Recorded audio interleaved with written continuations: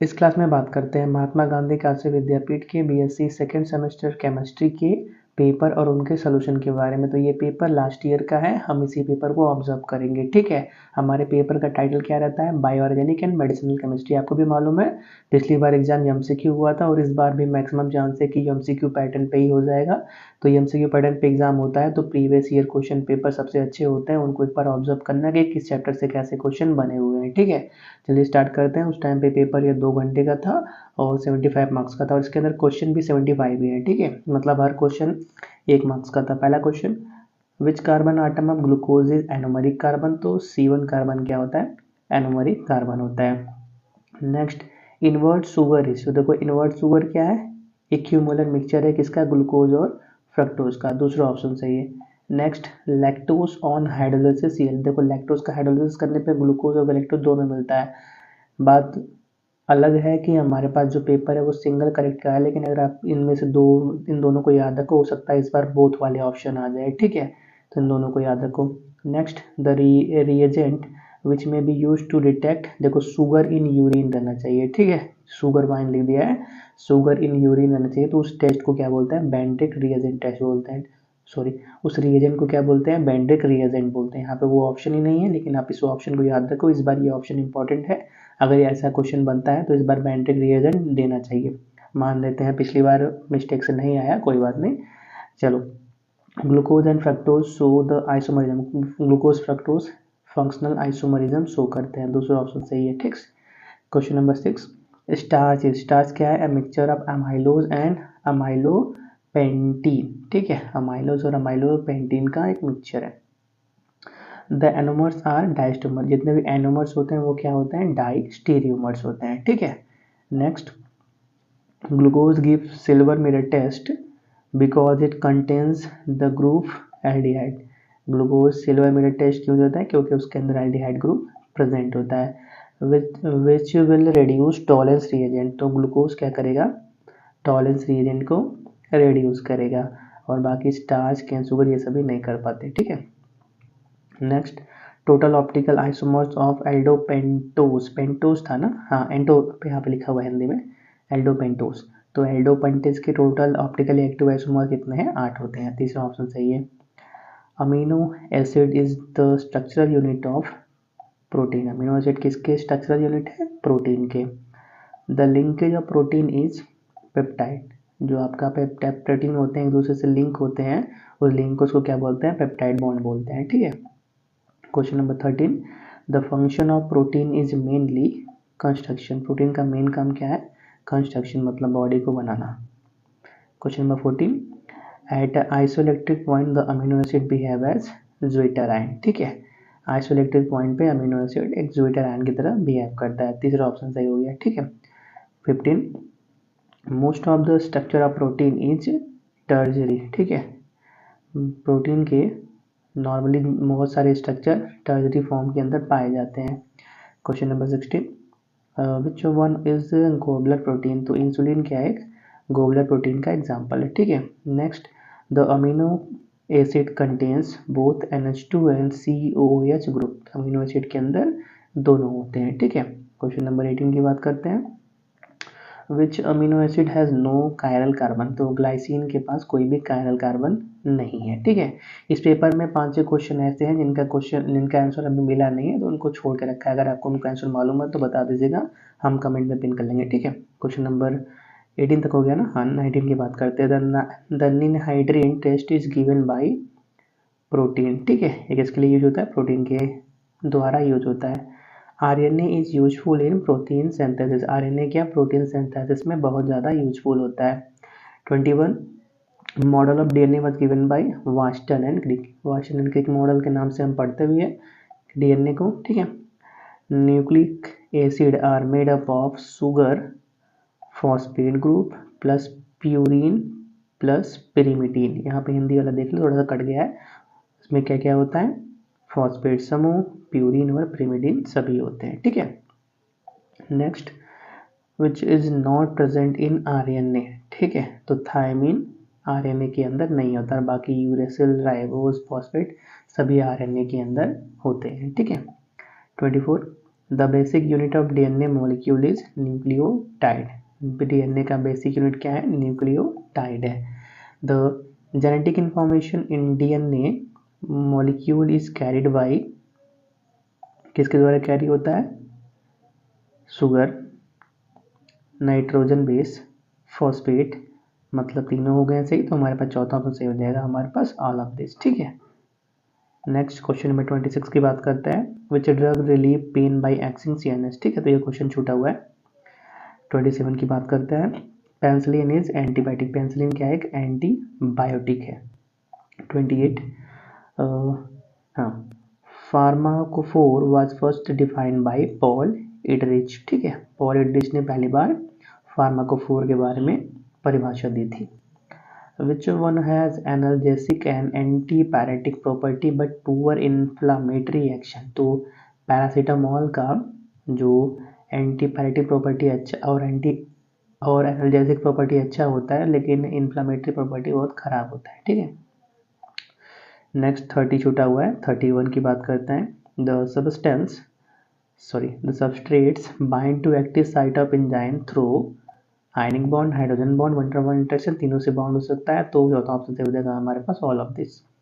32 the number of carbon carbon double bond in prednisone is 2।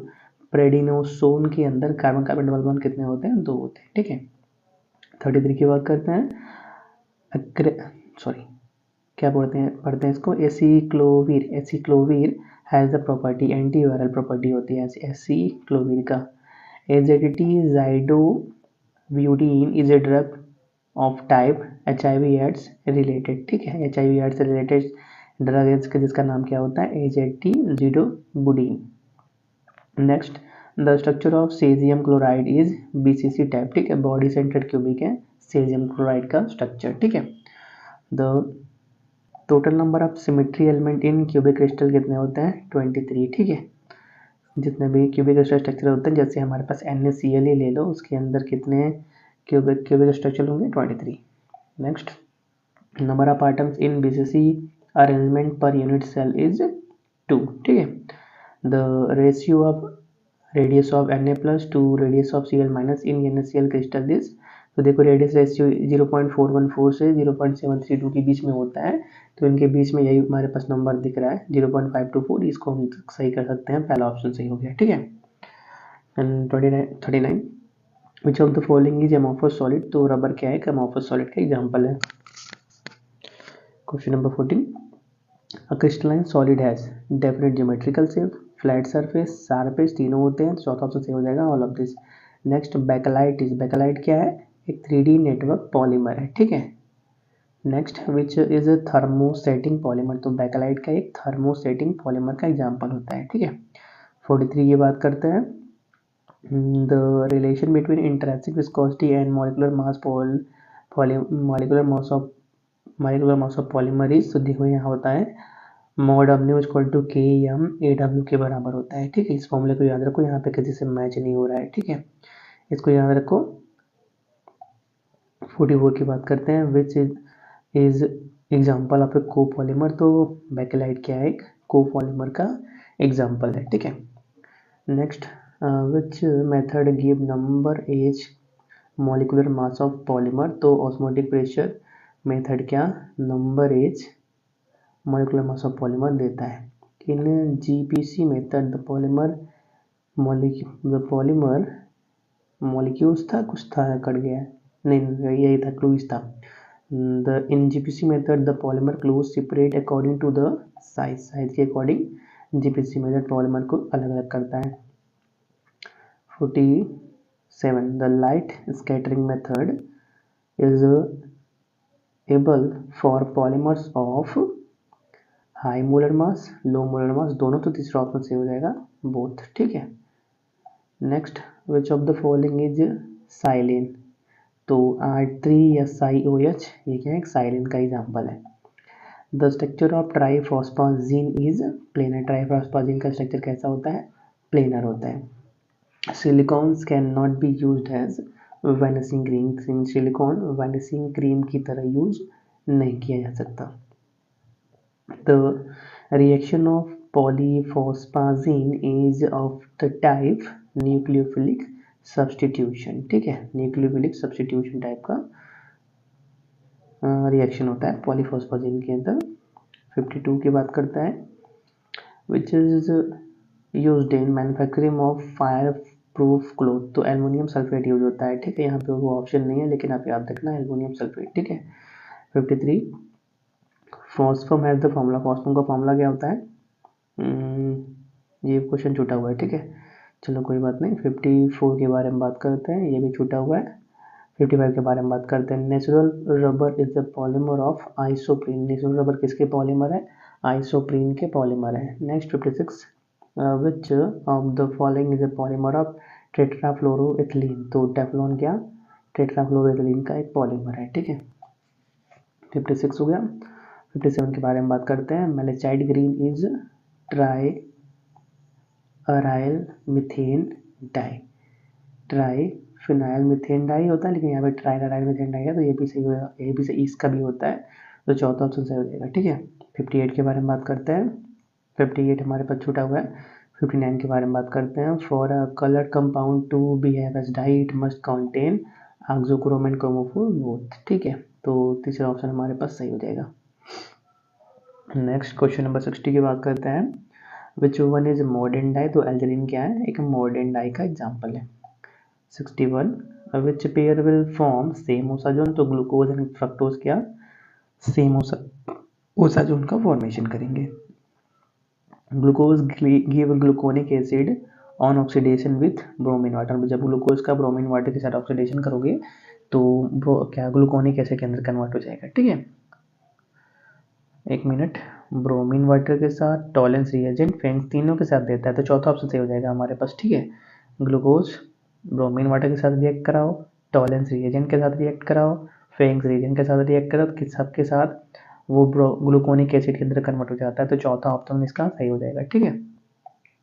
62 हो गया। 63 की बात करते हैं, which of the following do not mutarotate. तो सुक्रोज डू नॉट म्यूटारोटेट, तीसरा ऑप्शन सही है, ठीक है। 64 की बात करते हैं, at isoelectric point the amino acid will move towards not move। isoelectric point पे अमीनो एसिड मूव नहीं करता, वो स्टेबल हो जाता है, ठीक है।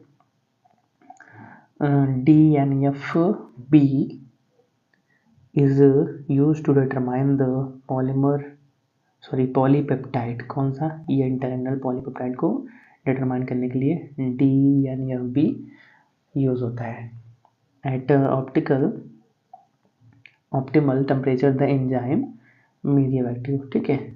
ऑप्टिमल टेम्परेचर पे जितने भी एंजाइम होते हैं वो मीडियम एक्टिव होते हैं, ना ही बहुत तेज ना ही बहुत स्लो, ठीक है। 67 की बात करते हैं, the basic pairing between guanine and cytosine occur through 3 hydrogen bond, ठीक है, 3 हाइड्रोजन बॉन्ड।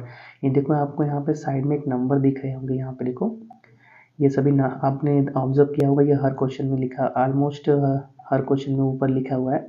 तो देखो ये नंबर क्या है उसके बारे में बता देते हैं। हमने ना इम्पोर्टेंट क्वेश्चन सॉल्व कराए थे, उनके अंदर जो जो भी क्वेश्चन पेपर में आ गए थे हमने वो लिखा हुआ है, ठीक है। ये पेज नंबर लिखा हुआ है और ये क्वेश्चन नंबर लिखा हुआ है, तो हमने इस बार भी हर चैप्टर के इम्पोर्टेंट क्वेश्चन डिस्कस किए हैं।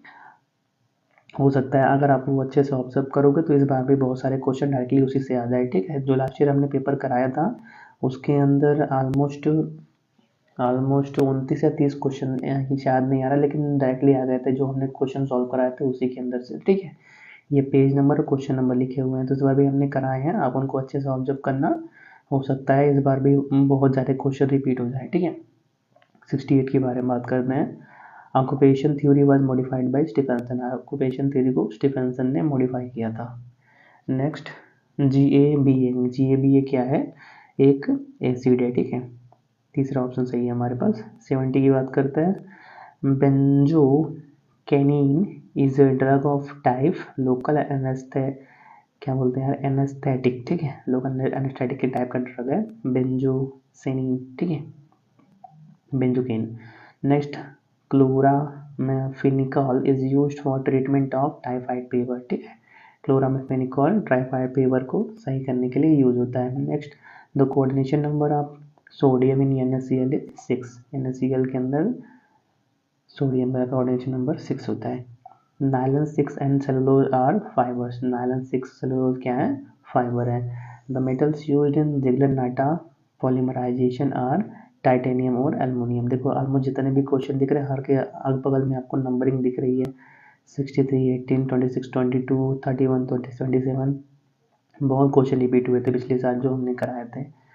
Thermoplastic are polymers of the type linear, thermoplastic क्या लीनियर पॉलीमर होते हैं, ठीक है। तो इस क्लास को यहीं पे रोकते हैं। जो क्वेश्चन बचे हुए हैं अगर आपको उनका आंसर मालूम हो तो बता दीजिएगा, हम कमेंट में पिन कर लेंगे। मिलते हैं किसी और क्लास में, तब तक के लिए thanks for watching, have a nice day.